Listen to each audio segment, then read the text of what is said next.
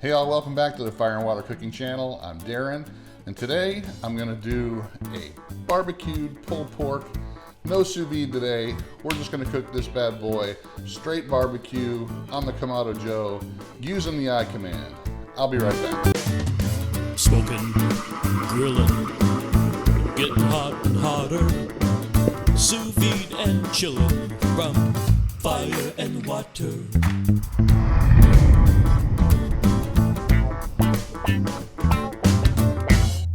All right, guys, I am back, and this is right at about 10-pound pork butt, pork shoulder, whatever you want to call it. Got it on sale at Sprouts, all natural.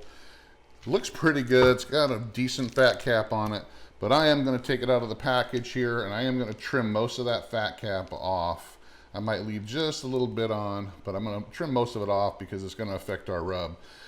Like I said, this is going to be a barbecue only. I haven't done one on video for a while, but I do know how to cook barbecue without using the sous vide.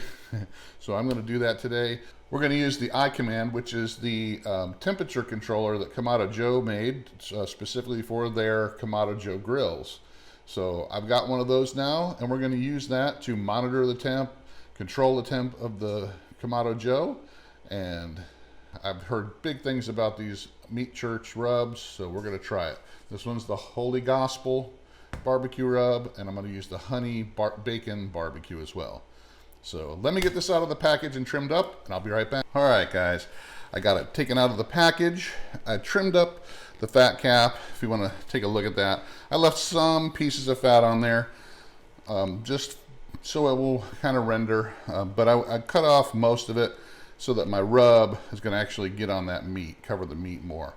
If you leave the big fat cap on, not all of it will render, not all of your meat will get seasoned underneath it, and you'll end up with big globs of fat in, when you pull your pork, when you pull it.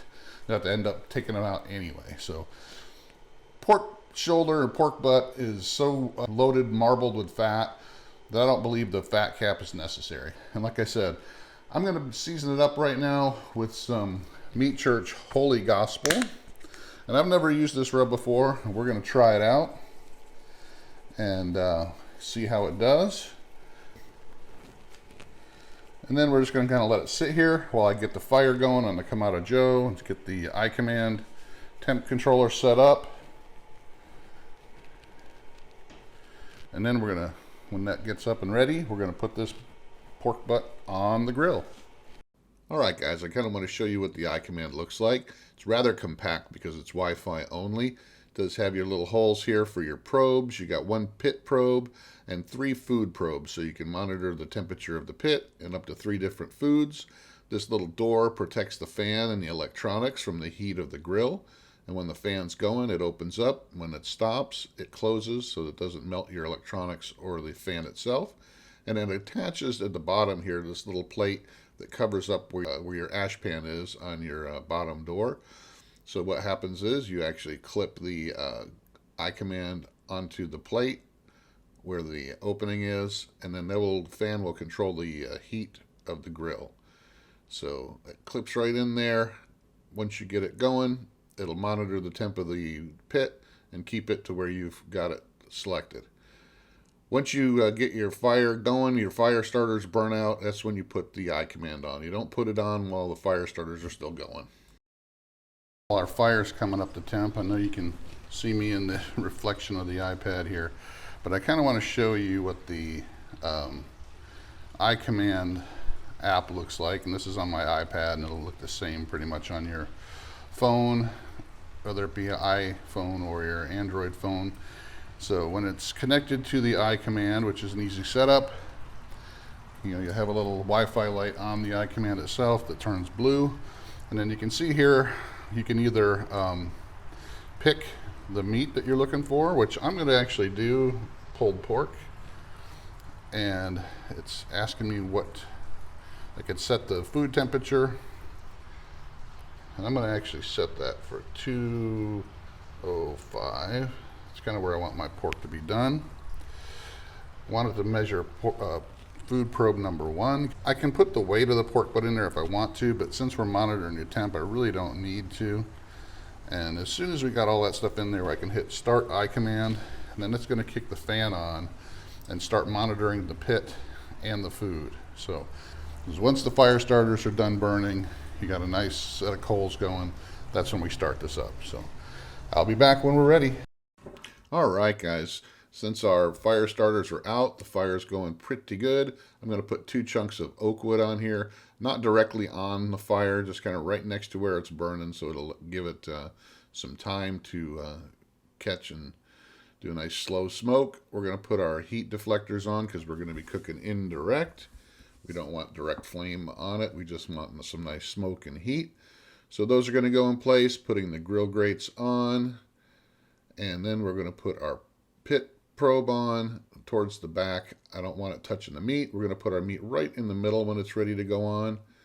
As soon as the grill gets up to right around 235, we're going to put our meat on.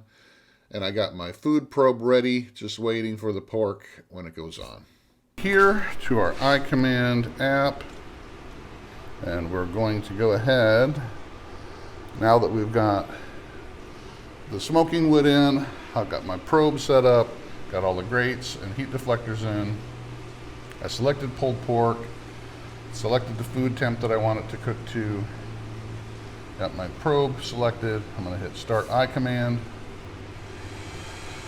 and I don't know if you can hear it, but the fan just kicked on, and what it's going to do, it's telling me the pit temp is 97 degrees, so the fan's going to be kicked on to 100% until it gets right up close to the 250, where that's set to, and then it's going to back off. It might overshoot just a little bit, but it's going to keep it there using that fan. It's going to keep the temperature of the grill right around 250, as close as it can. I'm going to go ahead, I don't really want this cooking at 250 today, so I'm going to go show you where I can go ahead and change that. I'm going to do 235. So I kind of want it between 225 and 250. So I did lower it to 235. And then now the fan's still on. As soon as it gets up close to 235, the fan will start backing down.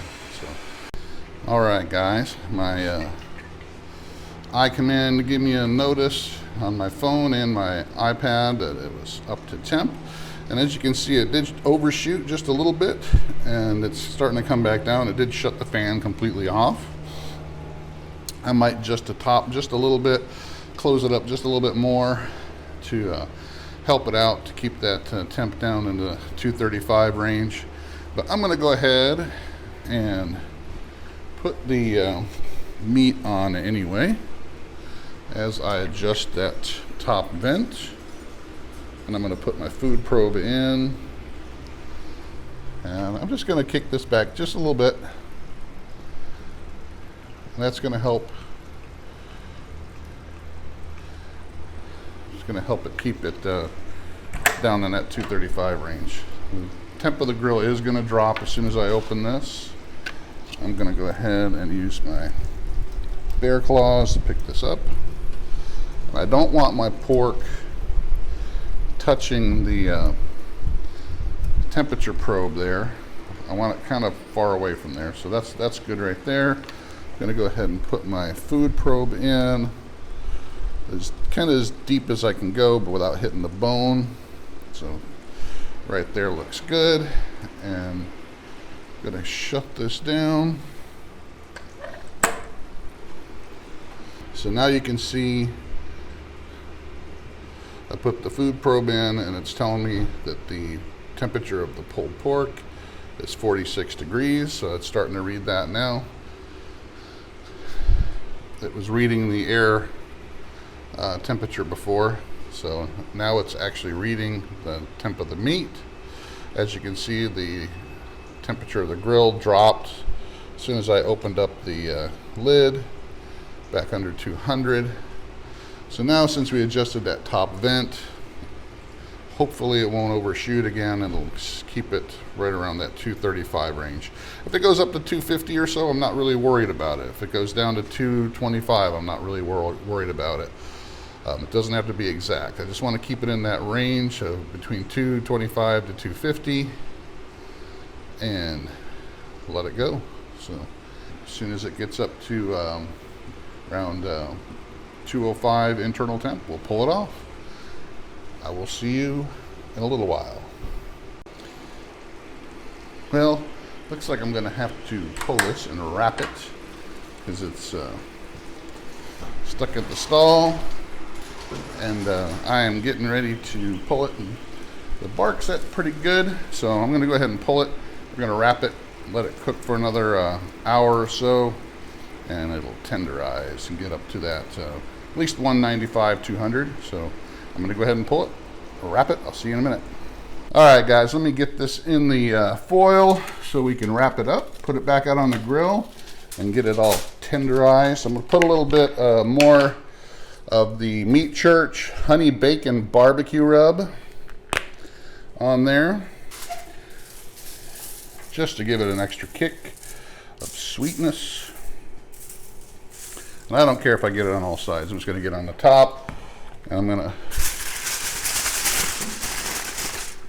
fold up the foil just a little bit, and I'm going to put just a little bit of apple juice in there. Not a ton, just enough to kind of keep it moist. And it's kind of braise in the apple juice and its own juices. Get tender. And I'm going to get this wrapped up and throw it back out on the grill. All right, guys, I'm back. I got the pork out of the cooker. It's done. Looks great, smells great. The bark turned out really good. I'm going to go ahead and start pulling this now. It's right at 200 degrees, so it's got a nice pull to it. Bones coming right out. You can see all the steam coming off, so it's really turned out really good. So I'll be right back after I get done pulling this. All right, guys, I got it all pulled really easy.